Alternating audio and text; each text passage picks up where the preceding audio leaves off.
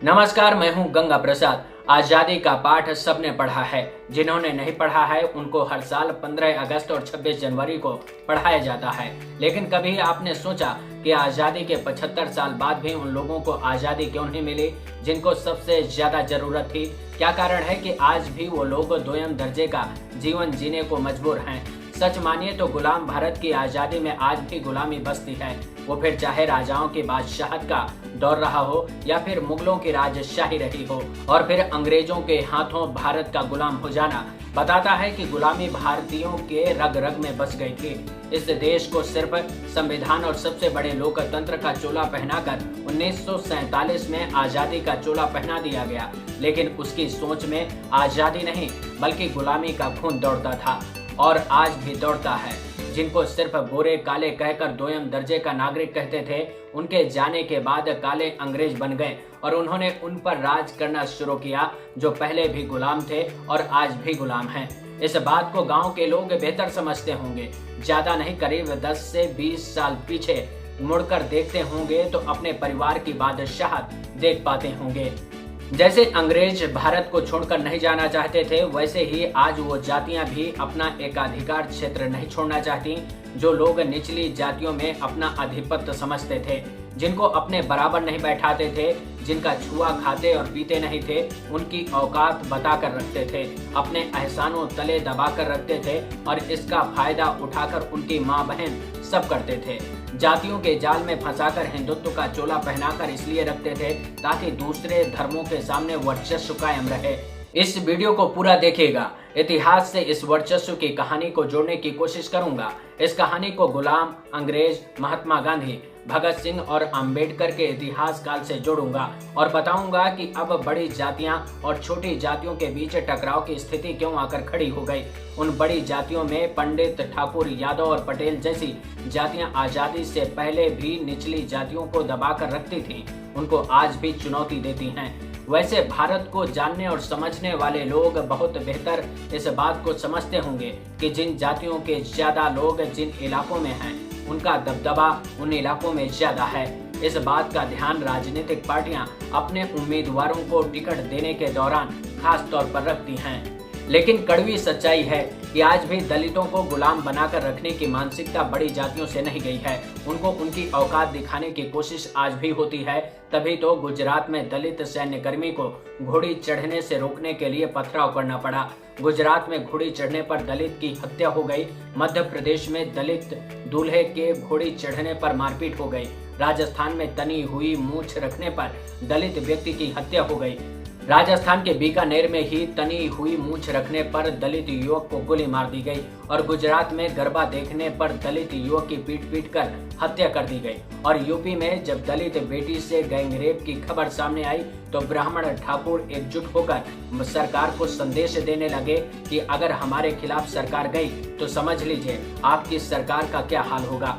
ये बताने में देर नहीं लगेगी। ये कुछ तस्वीरें हैं। उन तस्वीरों के पीछे एक ही कहानी है, क्योंकि बड़ी जातियों को लगता है कि सिर्फ उनका ही एकाधिकार है, वो सरकार में हो या फिर समाज में हो। इस समाज में घोड़ी चढ़ना, मूछें तनी हुई रखना, फैशन करना, और अगर बड़ी जातियों को लगता है कि उनकी बादशाहत को कोई चुनौती दे रहा है तो इनका ईगो हर्ट हो जाता है। आज बहुत से लोगों को इस बात का गुमान है क्योंकि उनको संविधान का नहीं बल्कि मनुस्मृति का ज्ञान है, जिसमें जातियों के आधार पर बटे समाज की बादशाहत कायम है। उनके सामने संवैधानिक अधिकारों के साथ कोई सीना तान कर खड़ा होने की जरूरत करता है तो उनको लगता है कि ऐसे कैसे कोई हमारे एकाधिकार क्षेत्र में घुस सकता है, और यही टकराव का कारण बनता है।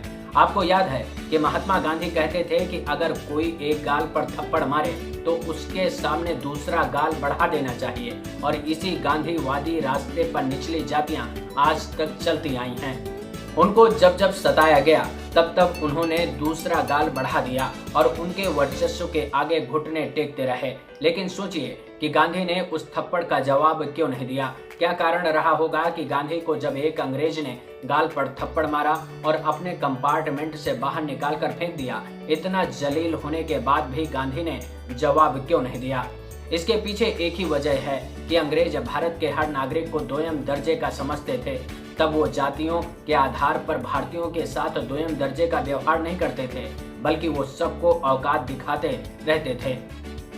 जैसे आज बड़ी जातियां छोटी जातियों को दोयम दर्जे का समझती हैं, उनके अधिकारों को छीनने का काम वर्षों से करती आई हैं। उनको आज भी लगता है कि किसी भी चीज पर सबसे पहला अधिकार उनका है। ऐसे में आपको भगत सिंह याद आते हैं या नहीं? भगत सिंह ने गोरों की असेंबली में बम क्यों फेंका था?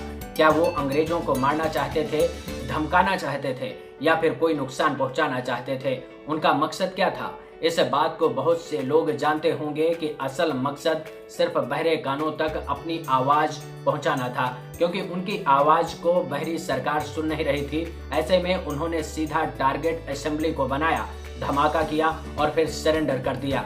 क्या आजाद भारत में उन कानों तक आवाज पहुंच रही है जिनको आज सबसे ज्यादा इस बात की चिंता है कि उनका वर्चस्व 1947 में खत्म हो गया था?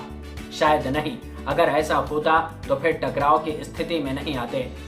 लेकिन सच यही है कि 75 साल बाद भी उन कानों तक आवाज नहीं पहुंच रही जिनको सिर्फ अपने एकाधिकार क्षेत्र दिखाई देते हैं। उनको संवैधानिक अधिकार अपने तो नजर आते हैं, लेकिन जब उनसे नीचे की जातियों की बात आती है तो फिर उसी गुलाम बनाने वाली मानसिकता में पहुंच जाते हैं। तब उनको संविधान, कानून, अधिकार और न्याय की बात समझ में नहीं आती, क्योंकि वो तो औकात बताने निकल पड़ते हैं। यह कुछ वैसा ही है जब गुलाम भारत के मालिक अंग्रेज हुआ करते थे तो अंग्रेजों को अच्छा रहन सहन सब मिलता था, लेकिन भारतीयों की जब बात आती थी तो उनको दोयम दर्जे की सुविधाएं देकर नीचा दिखाने की कोशिश होती थी। यही आज भारत का सच है, क्योंकि अपनी आवाज बहरे कानों तक पहुंचाने के लिए भगत सिंह ने संसद में बम धमाका कर दिया, और जब गांधीगिरी से बात नहीं बनी तो महात्मा गांधी ने अंग्रेजों के खिलाफ भारत छोड़ो अभियान छेड़ दिया और उस आजादी को सालों के संघर्षों के बाद पाया, जिसका सपना सुभाष, भगत, गांधी, नेहरू, पटेल और आम्बेडकर जैसे महापुरुषों ने देखा।